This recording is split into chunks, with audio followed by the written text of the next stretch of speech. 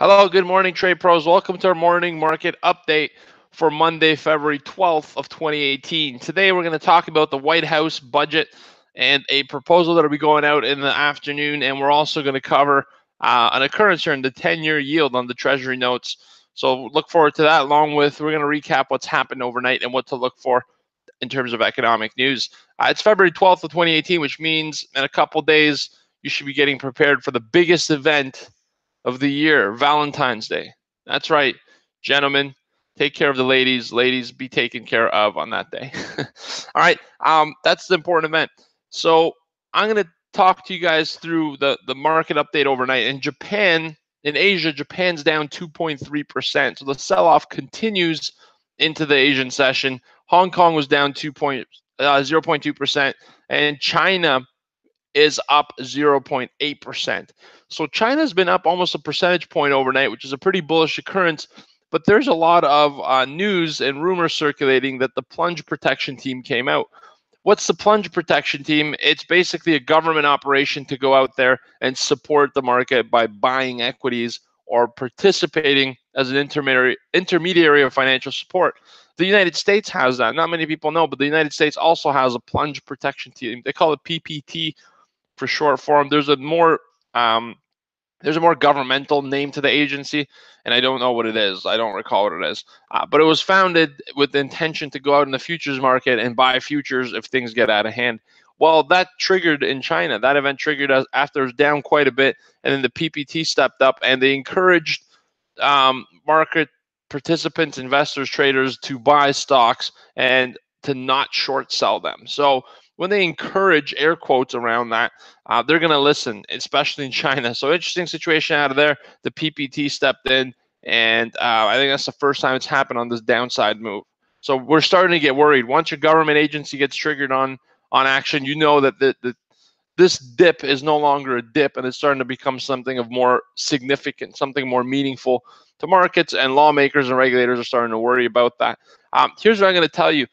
In Market Analysis Live last night, we talked to our subscribers that we think Monday to Tuesday could be a little bit of a rebound day. We've already got the rebound in the United States markets. So in Europe, especially, London's up 1.1%, Paris is up 1.3%, Frankfurt is also up 1.5%. So we're getting a little bit of a rebound or rally out of the gate to start the week.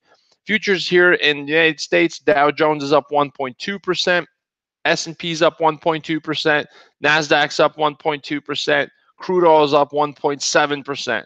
All right. Gold prices are up 0.5% as well. And Bitcoin's up 7.2%, 8,651. Everything is up at the same time. That's the definition of a relief rally. After being hammered for the past 2 weeks, we're getting a little bit of reprieve. Markets are pulling back.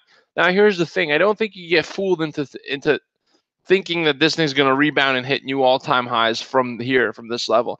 I think it's way too early to start making that decision. I think as a smart trader and as a smart investor, you have to use this opportunity to try some more shorts to the downside. We saw massive money leaving the markets. We saw big institutional traders cashing out their position and getting out of equities. They're not just going to reverse course in the matter of a day and then start buying everything. Smart traders today are going to try to downside one more time.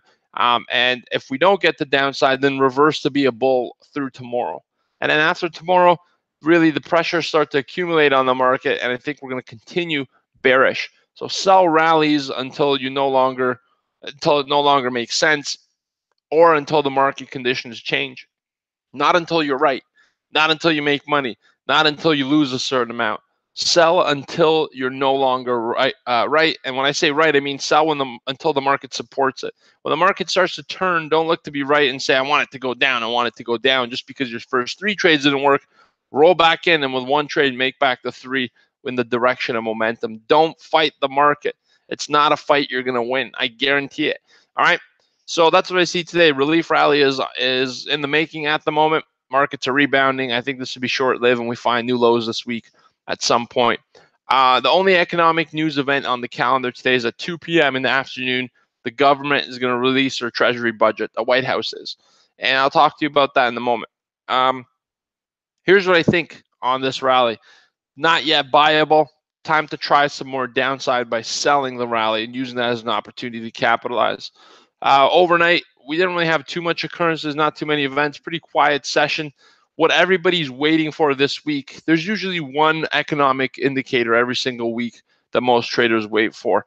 What that is today is, or this week rather, is on Wednesday, we're going to see some inflation data out of the United States, the CPI, the consumer basket. That's going to indicate what inflation's been doing.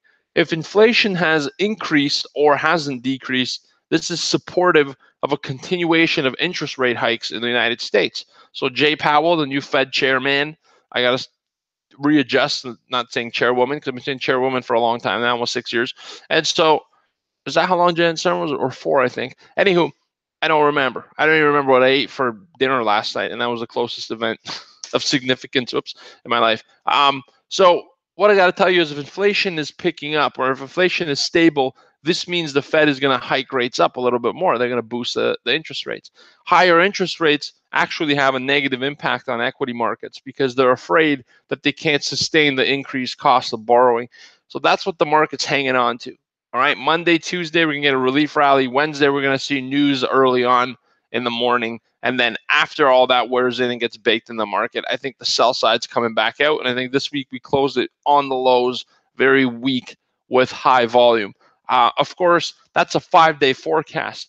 I would be shocked and surprised if anyone can even predict price action in a 5-minute time frame. Don't hinge your wagon to that too closely. Just try to keep the big picture in mind. All right, keep the big picture in your head. Always have vision. Always have some kind of anticipation, but trade what you see. You're not trading the picture you're visualizing. You're trading what the market has given you. That's a very big distinction. All right, I did a great video yesterday on 7 trading quotes that everybody should know, and I put my own background opinion based on 12 plus years of market experience. I strongly recommend you guys watch it. Go to our YouTube channel. It's there. I could even include the link in the description below. Just give me 5 minutes after it ends, I'll get Donna to do it. All right, guys, that's what I got for you today. The White House, I'll mention this very quickly. The White House is going to roll out a long-awaited infrastructure plan. That's going to be huge today. It's going to be massive. Donald Trump's looking for $1.5 trillion in investment. Let me explain it to you, though. Donald Trump is still seeking funding for his wall. All right, the wall that's going to border Mexico and California state. And I mean, the whole United States, but it's going to start there probably. All right, so it's going to border between Mexico and the U.S. He's seeking funding for that still. This whole thing here, it has very little chance of succeeding, first and foremost. This is not a bill that they introduce and say, hey, look at this thing, this is what we're going to do, and then it becomes law and legislation within the same day. This has absolutely zero chance of passing through Congress. Congress is Republican-based, and they themselves have a hard time agreeing on anything and what their priorities are. So this is not really a piece that's supposed to be backed and actually create legislation. This is a piece to just sort of reveal the Republican agenda, goals, plans, and get a little bit of detail about this infrastructure plan. Here's a little bit of the minute details. Donald Trump's going to impose spending $200 billion over 10 years, and it's going to be in the form of a grant. All right, so he's going to provide grants to encourage states and cities to raise their own money for infrastructure. So he's basically going to prime the wheels, put a little bit of grease on the squeaky wheel, and hope that the bike starts to roll on its own. And he hopes that the $200 billion that they invest will lead to $1.5 trillion of investment from private sector and from government-raised sources on their own. So that's what you need to know. First of all, it's not $1.5 trillion of new debt created to the government. It's only $200 billion, but he hopes that sparks more investment in infrastructure and grows to $1.5 trillion over the next 10 years. All right, that's what you need to know.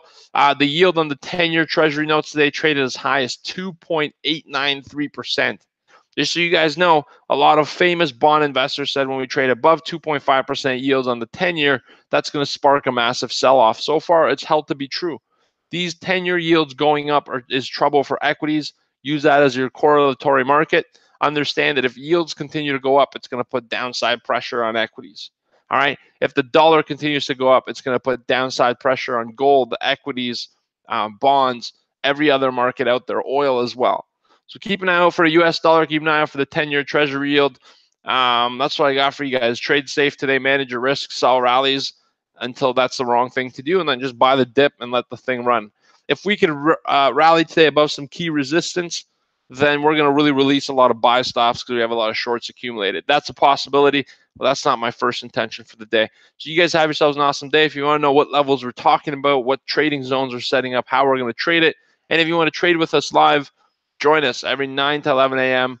Monday to Friday. This room is actually broadcast into the live trading room. Then when we end this webinar or this broadcast on YouTube, we go into the trading room and trade together as a group.